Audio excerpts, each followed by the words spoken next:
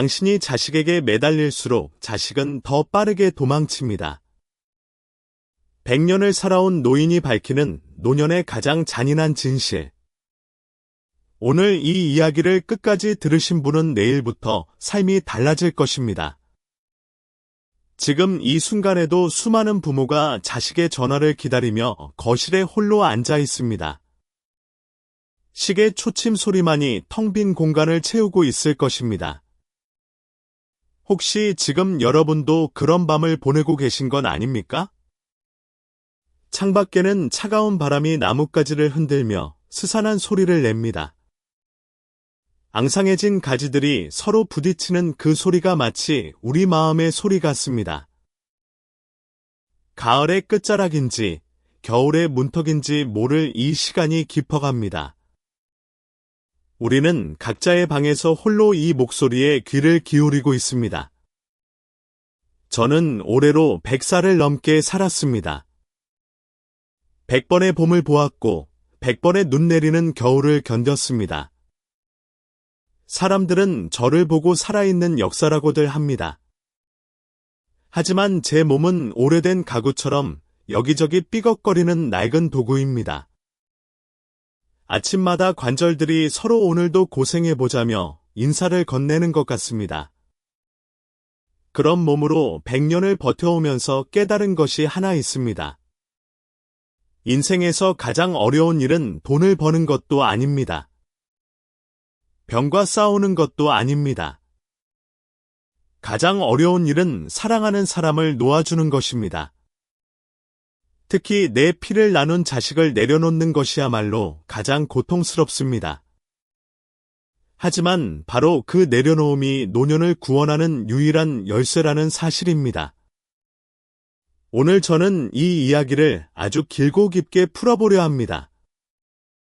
지금부터 하는 말 한마디 한마디가 여러분의 가슴에 닿기를 바랍니다. 창밖을 가만히 내다보십시오. 붉게 물든 단풍잎들이 마지막 힘을 다해 빛나고 있습니다. 나뭇잎이 가장 아름다운 순간이 언제인지 생각해 보신 적 있습니까? 싱그러운 초록빛을 뽐내며 가지에 매달려 여름 태양과 싸울 때일까요? 저는 100년의 세월을 통해 단언할 수 있습니다. 나뭇잎이 가장 찬란하게 빛나는 순간은 따로 있습니다. 자신의 소임을 다하고 몸을 붉게 또는 노랗게 불태운 뒤입니다. 미련 없이 가지를 떠나 뿌리로 돌아가는 그 낙하의 찰나입니다. 바람에 실려 천천히 떨어지는 그 순간이 가장 고귀합니다. 그것은 소멸이 아니라 성취입니다. 우주의 섭리에 순응하는 아름다운 이별입니다. 과학적으로 보면 단풍은 잎속의 엽록소가 파괴되면서 일어납니다. 가려져 있던 크산토필이나 카로티노이드 같은 색소가 드러나는 현상입니다.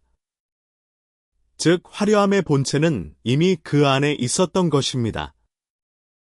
단지 집착하던 초록색 옷을 벗어던졌을 뿐이라는 뜻이지요. 평생 자식을 위해 희생하느라 감추고 있던 본래의 빛깔이 있습니다. 그 빛깔은 집착이라는 초록 옷을 벗을 때 비로소 드러납니다. 우리 인생도 정확히 이와 같습니다. 60이든 70이든 90을 넘겼든 우리는 지금 인생의 만추를 지나고 있습니다. 가장 아름답게 물들 수 있는 시기를 살고 있는 것입니다. 그런데 저는 주변의 수많은 벗들 눈동자 속에서 짙은 두려움을 읽습니다. 홀로 남겨짐에 대한 공포가 그 안에 서려 있습니다. 자식이라는 가지에 끝까지 매달려 있고 싶은 본능적 집착이 보입니다. 늙고 병들면 나는 누구에게 의지해야 하는가라는 질문이 있습니다. 우리 한국인은 유독 당연히 자식이지라는 답을 뼈속에 새기고 살아왔습니다. 3대가 한 지붕 아래 모여 사는 것을 복이라 여겼습니다. 부모를 모시는 것이 인간의 기본 도리라 배웠습니다. 그 가르침은 수천 년 동안 우리 민족의 정신적 뿌리였습니다. 하지만 사랑하는 여러분, 오늘 저는 조금 아픈 진실을 말씀드리려 합니다. 그 간절한 바람이 때로는 노년을 가장 비참하게 만드는 씨앗이 됩니다. 자식에게 매달리고 싶은 그 마음이 비극의 시작점이 될 수 있습니다. 만약 다 시들어버린 잎이 바람에도 떨어지지 않으려 가지를 붙잡고 버틴다면요. 그 모습이 얼마나 초라하겠습니까? 그것은 다가올 봄의 새순을 막는 일입니다. 나무 전체에 무거운 짐이 될 뿐입니다. 마른 잎이 가지에 매달려 바스락거리는 소리를 들어보셨습니까? 그것은 아름다운 소리가 아닙니다. 안쓰러운 소리입니다. 바람이 불 때마다 찢기고 부서지면서도 놓지 못하는 처절한 소리입니다. 우리의 노년이 그런 소리를 내고 있지는 않은지 돌아봐야 합니다. 요즘 젊은이들이 빈티지가 멋있다고들 하지요. 하지만 막상 자기 방에 오래된 가구를 들여놓으라면 고개를 젓습니다. 우리 노년의 존재가 딱 그 꼴일지도 모릅니다. 멀리서 보면 지혜의 상징 같지만 한 공간에서 함께 살기엔 무겁습니다. 시간이 흐를수록 질서정연했던 관계들이 무질서해집니다. 에너지를 잃어가는 과정이 시작됩니다. 처음에는 자식이 부모를 모시겠다며 기꺼이 나섭니다. 며느리도 처음엔 밝은 얼굴로 어머님 편하게 계세요라고 말합니다. 사위도 장인어른 제가 모시겠습니다라며 가슴을 칩니다. 하지만 한 달이 지나고 석 달이 지나면 표정이 달라지기 시작합니다. 1년이 지나면 한숨 소리가 들리기 시작합니다. 3년이 지나면 서로 눈을 마주치는 것조차 불편해집니다. 이것은 자식이 나빠서가 아닙니다. 인간이라는 존재의 한계 때문입니다. 사랑만으로는 해결되지 않는 현실의 무게 때문입니다. 우리는 늙어갈수록 스스로에게 묻습니다. 내가 그들을 위해 어떻게 살았는데 이제 와서 나를 홀로 두려 하는가? 그 서운함은 당연한 감정입니다. 평생을 바쳤으니 그럴 만도 합니다. 하지만 바로 이 서운함이야말로 우리 영혼을 갉아먹는 독약입니다. 그 서운함을 곱씹을수록 마음은 더 황폐해집니다. 자식을 원망하게 되고 세상을 원망하게 됩니다. 결국 자기 자신까지 원망하게 되는 악순환에 빠집니다. 자식이라는 가지에 매달려 영양분을 더 빨아먹으려 할수록 가지는 휘어집니다. 잎은 더 빨리 말라 비틀어질 뿐입니다. 진정한 지혜는 나뭇잎이 떨어져야 뿌리가 산다는 격언 속에 있습니다. 내가 내려놓아야 비로소 나도 살고 나무도 살 수 있습니다. 이것은 포기가 아닙니다. 더 높은 차원의 사랑입니다. 구체적인 이야기를 해보겠습니다. 제 친구 중 하나는 자식 집에 얹혀 살고 있습니다. 며느리 눈치를 보느라 화장실 물 내리는 소리조차 숨을 죽입니다. 새벽에 목이 말라 물 한 잔 마시러 가는 것도 눈치가 보입니다. 기침 소리가 날까봐 이불로 입을 막고 참는 밤도 있습니다. 평생 제 손으로 일군 집을 자식에게 내주고 이제는 초대받지 않은 손님처럼 지냅니다. 그 모습이 얼마나 안쓰러운지요. 또 다른 친구는 아들 부부와 함께 살면서 이런 말을 했습니다. 내 집인데 내가 거실에 앉아 있으면 며느리 표정이 굳어진다고요. 텔레비전 채널권은 진작에 빼앗겼다고요. 냉장고를 열 때마다 뭘 또 드시려나 하는 시선이 느껴진다고요. 그래서 방 안에만 틀어박혀 지낸다고 했습니다. 방 안이 감옥이 된 것입니다. 자기 집에서 자기가 죄수가 되는 이 기막힌 현실이 지금 이 순간에도 벌어지고 있습니다. 우리는 사랑이라는 이름으로 집착을 포장합니다. 하지만 사실 그것은 나의 불안을 자식의 희생으로 덮으려는 것일 수 있습니다. 자식은 내 노후 대책이 아닙니다. 내가 세상에 보낸 독립된 생명입니다. 손님이 갈 때가 되면 웃으며 배웅하는 것이 주인의 품격입니다. 가지를 놓지 못한 잎은 결국 찬바람에 찢겨 추하게 말라 죽습니다. 하지만 제때 내려놓은 잎은 대지의 품 안에서 고요한 안식을 얻습니다. 여러분은 어떤 마지막을 원하십니까? 끝까지 매달리며 비명을 지르는 삶입니까? 아니면 우아한 곡선을 그리며 내려앉는 삶입니까? 이제 가족이라는 울타리 안에서 벌어지는 구체적인 갈등을 이야기하겠습니다. 가장 먼저 우리를 괴롭히는 것은 시간의 배신입니다. 노인과 젊은이의 생체 시계는 완전히 다른 시차를 살고 있습니다. 저는 새벽 4시만 되면 눈이 번쩍 떠집니다. 이것은 의지의 문제가 아닙니다. 뇌 속 시상하부의 상교차액이 노화하면서 생기는 현상입니다. 멜라토닌 분비 조절 능력이 예전 같지 않기 때문입니다. 우리 뇌가 살 날이 얼마 안 남았으니 깨어 있으라고 강요하는 셈이지요. 새벽 4시에 자식들은 한창 깊은 잠 속에 있습니다. 저는 주방으로 살금살금 나갑니다. 따뜻한 국이라도 끓여주고 싶어 냄비를 꺼냅니다. 하지만 달그락 소리가 며느리 잠을 깨울까봐 숨을 죽입니다. 화장실 물소리조차 미안해서 까치발을 들고 다닙니다. 평생 내 손으로 일군 집에서 왜 이렇게 조심해야 하는 걸까요? 이 모순이 매일 아침 반복됩니다. 반면 자녀와 손주들은 철저한 밤의 종족입니다. 자정이 넘어서야 배달 음식을 시킵니다. 새벽 2시까지 스마트폰 불빛 아래 세상을 탐험합니다. 우리가 여명을 보며 하루를 시작할 때 그들은 비로소 잠자리에 듭니다. 좁은 아파트 안에서 이 정반대의 두 리듬이 충돌하면 비극이 시작됩니다. 한 지붕 아래 살고 있으나 전혀 다른 우주가 부딪히고 있는 것입니다.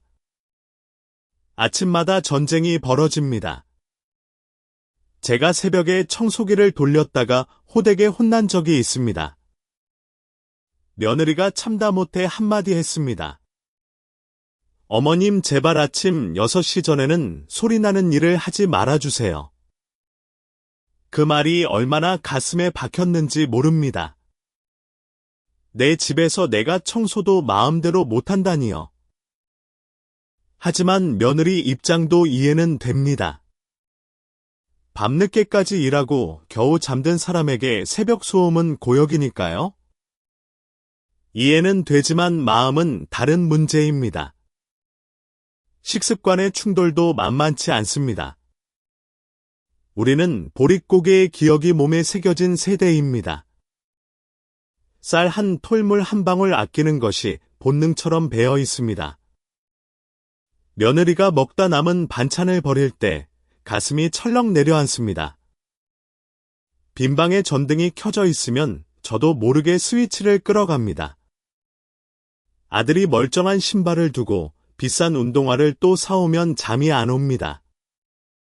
하지만 요즘 젊은 세대에게 그것은 낭비가 아닙니다. 현재를 즐기는 방식이자 자신을 표현하는 소비 활동입니다. 우리가 건네는 애정 어린 조언은 그들에게 숨막히는 잔소리일 뿐입니다. 명절에 자식들이 가장 듣기 싫어하는 말이 있다고 합니다.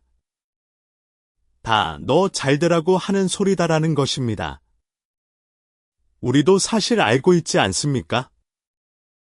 그 말의 대부분은 우리가 답답해서 하는 말이라는 것을요. 효도라는 이름으로 이 두 세계를 억지로 봉합하려 하면 어떻게 됩니까? 집안에 보이지 않는 질식감이 감돌기 시작합니다. 저녁 식탁은 서로 눈치를 살피는 전쟁터가 됩니다. 자식들의 부양은 감사가 아닌 의무감이 됩니다. 무거운 짐이 되어 서로를 짓누릅니다. 가장 아픈 진실 하나를 말씀드리겠습니다. 우리가 자식 부부에게 본의 아니게 살아있는 감시 카메라 역할을 합니다. 며느리나 사위 입장이 되어 보십시오. 아무리 좋은 시부모 장인장모라 해도 어른이 계시면 긴장됩니다. 편한 옷차림으로 거실을 다닐 수 없습니다. 소파에 게으르게 누울 수도 없습니다. 부부 사이의 사소한 말다툼도 어른 눈치가 보입니다. 자연스러운 애정 표현조차 조심하게 됩니다. 가장 편안해야 할 집이 24시간 연기를 해야 하는 무대가 됩니다. 효자 효부를 연기하느라 지치면 아이들은 우리를 피하기 시작합니다. 귀가 시간이 점점 늦어집니다. 밥만 먹으면 방문을 닫고 들어갑니다. 퇴근한 자식이 방으로 들어가며 문을 잠그는 철컥 소리가 있습니다. 그 소리가 가슴에 못을 박는 것처럼 들린다면 이미 위험 신호입니다. 우리는 텅 빈 거실에 홀로 앉아 서운함에 잠기게 됩니다. 내가 너희를 위해 모든 것을 바쳤는데라는 생각이 밀려옵니다. 하지만 자식을 탓하지 마십시오. 이것은 누구의 잘못도 아닙니다. 채워질 수 없는 세대 차이의 비극일 뿐입니다. 가까이 있으면 원수가 되고 멀리 있으면 그리움이 됩니다. 지나치게 가까운 물리적 거리가 마음의 영구적 단절을 초래합니다. 100년을 살아보니 확실히 알겠습니다. 사랑의 완성은 함께 있는 것이 아닙니다. 적절한 때에 물러나 주는 것입니다. 이제 더 깊은 이야기를 해보겠습니다. 자연의 섭리를 거스르는 일만큼 어리석은 것은 없습니다. 눈을 감고 한강을 떠올려 보십시오. 산골짜기 작은 옹달샘에서 시작된 물이 있습니다. 계곡을 지나 도시를 가로지르고 마침내 서해 바다로 흘러갑니다. 이 강물이 가르쳐주는 법칙이 있습니다. 물은 위에서 아래로 흐른다는 것입니다. 바닷물은 결코 다시 발원지를 향해 거꾸로 솟구치지 않습니다. 이것이 자연의 질서입니다. 우리에게는 내리사랑이라는 아름다운 말이 있습니다. 부모가 자식을 사랑하는 것은 중력과 같습니다. 가르치지 않아도 저절로 아래로 흐릅니다. 아기가 태어나는 순간 부모의 모든 것이 아이를 향해 쏟아집니다. 잠을 포기하고 밥을 굶으면서도 아이에게 젖을 물립니다. 이것은 본능입니다. 배우지 않아도 몸이 알아서 하는 것입니다. 하지만 자식이 부모를 향해 거슬러 올라가는 사랑은 다릅니다. 그것은 본능이 아닌 고도의 에너지가 필요한 일입니다. 의지가 필요하고 노력이 필요하고 때로는 희생이 필요합니다. 그래서 어렵고 그래서 귀한 것이지만 강요할 수는 없습니다. 우리 노년의 비극은 바로 이 자연의 법칙을 거스르려는 욕심에서 시작됩니다. 우리는 청춘을 바쳐 자식들을 키웠습니다. 입을 것 못 입고 먹을 것 못 먹어가며 헌신했습니다. 내 젊음의 가장 빛나는 시절을 자식에게 쏟아부었습니다. 밤새 아픈 아이 곁을 지키며 뜬 눈으로 새벽을 맞았습니다. 학비를 대느라 허리가 휘도록 일했습니다. 결혼 자금을 마련하느라 노후 자금을 전부 털었습니다. 그러다 보니 우리 무의식 깊은 곳에 보상 심리가 자리 잡았습니다. 내 마른 가슴을 적셔줄 무리 아래에서 위로 올라오기를 기다립니다. 내가 너를 어떻게 키웠는데라는 생각이 스치는 순간 문제가 시작됩니다. 그 순간 자식은 사랑의 대상이 아니라 채무자가 됩니다. 부모의 사랑이 무담보 대출처럼 느껴지기 시작합니다. 사랑이 거래가 되는 순간 그 관계의 온도는 급격히 떨어집니다. 심리학에서 매몰 비용 오류라는 개념이 있습니다. 이미 지불하여 회수할 수 없는 비용에 미련을 두는 것을 말합니다.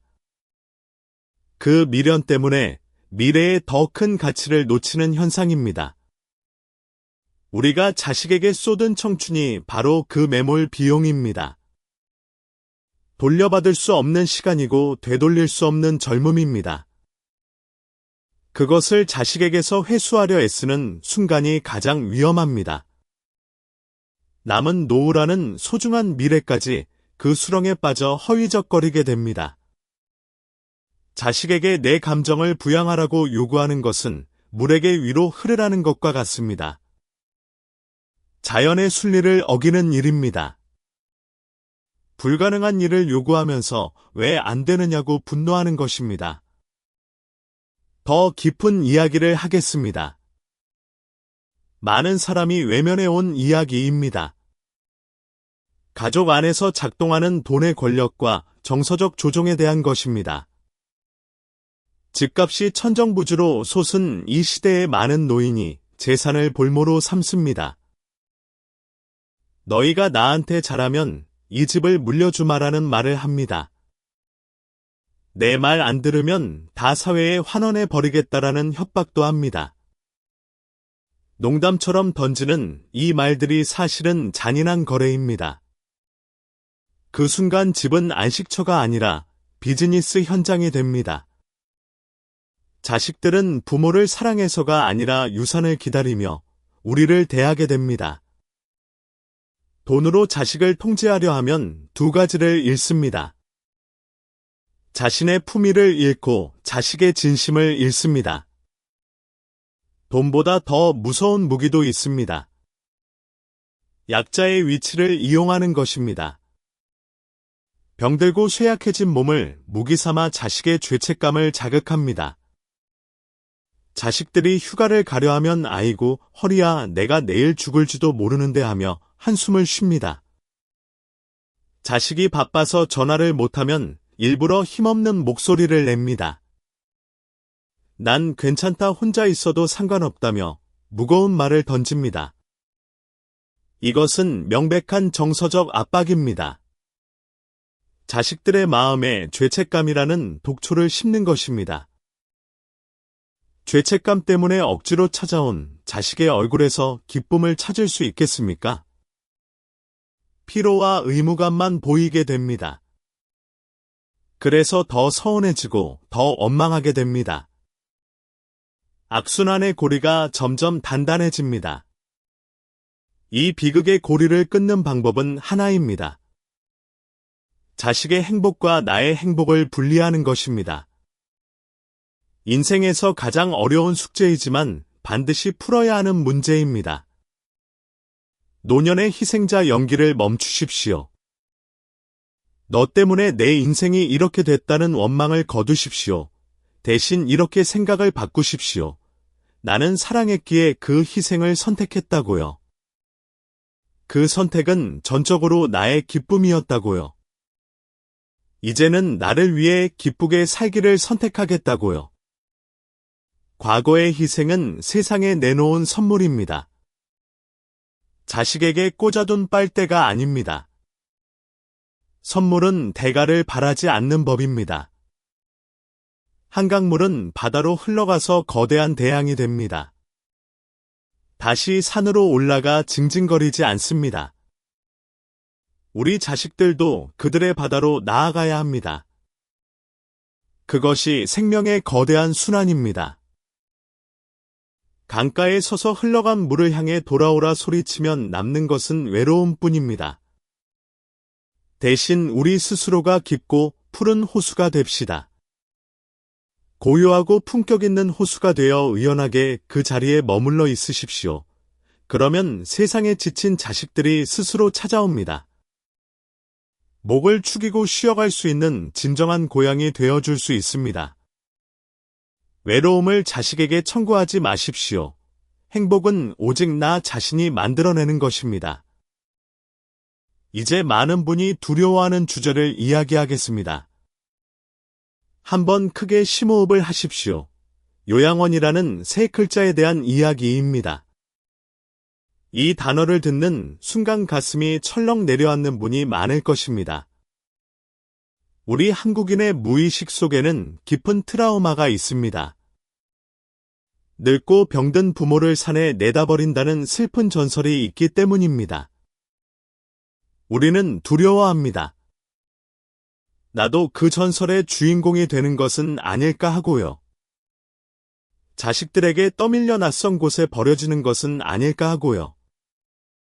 차가운 방에서 홀로 쓸쓸한 최후를 맞는 것은 아닐까 하고요. 그래서 많은 분이 요양원을 현대판 유배지라 부릅니다.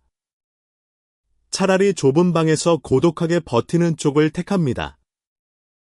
자식 집에서 눈치밥을 먹는 쪽을 선택합니다.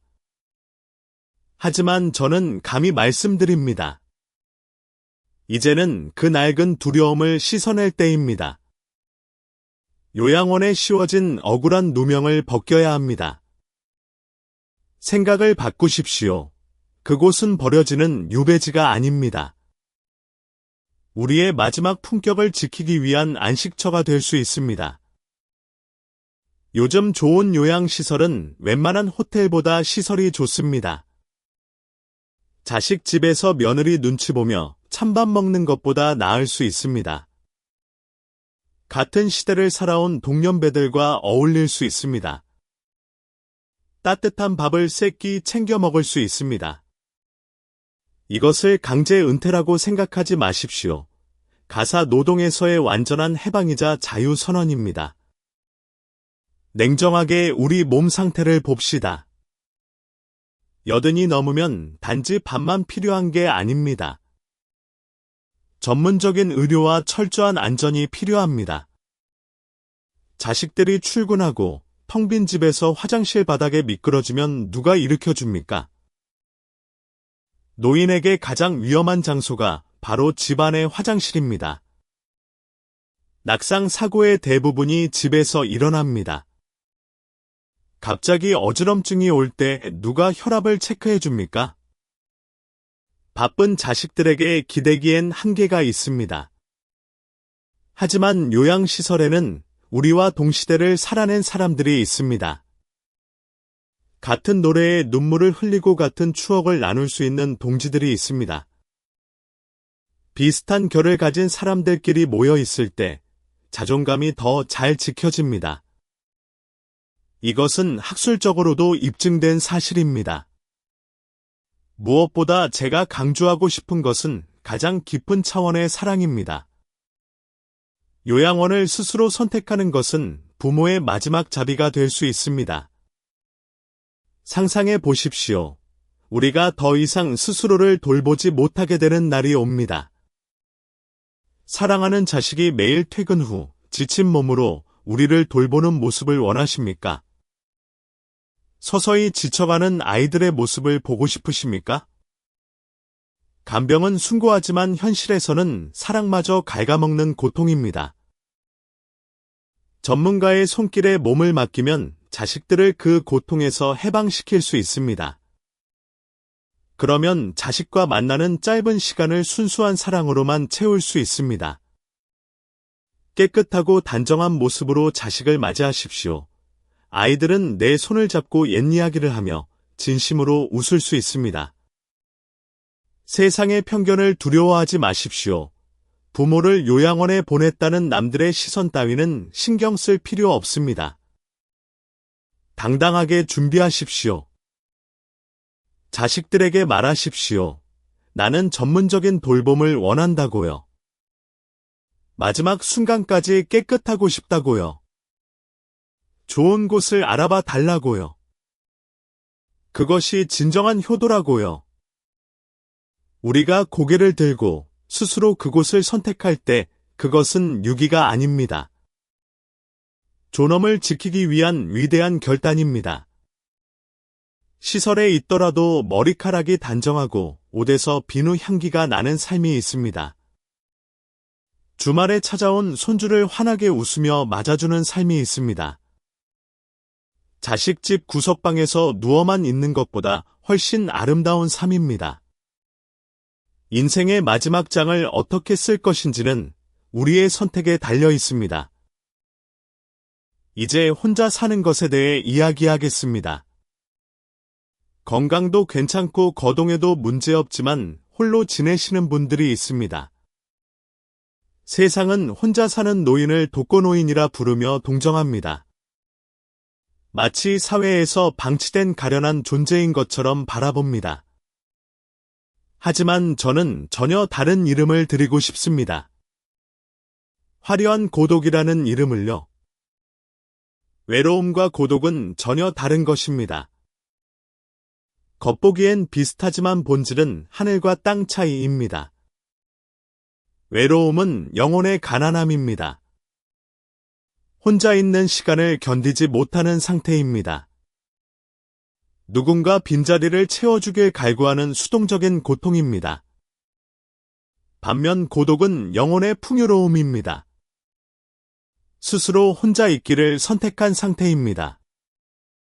나 자신과 정면으로 마주하는 능동적인 시간입니다. 평생 바쁘게 사느라 누리지 못했던 절대적 자유를 만끽하는 것입니다.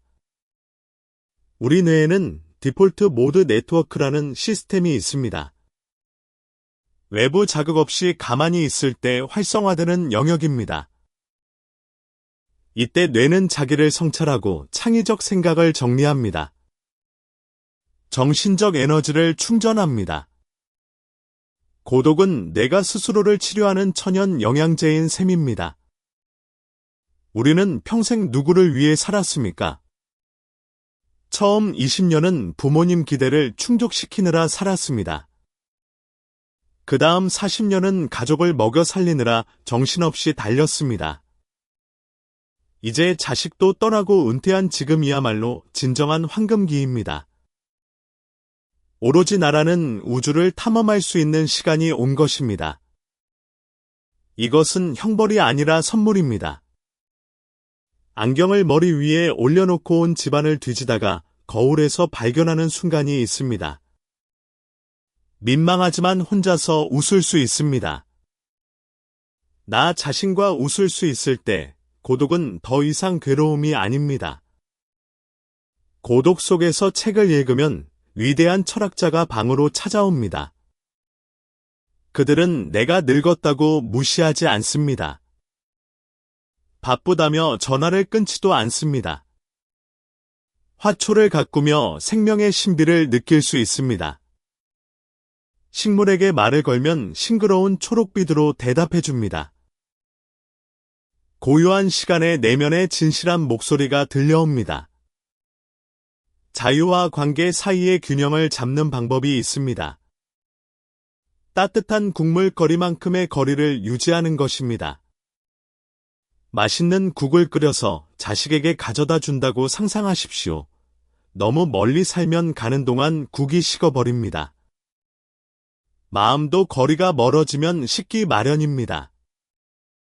반대로 너무 가까이 한 집에 살면 숟가락이 부딪힙니다.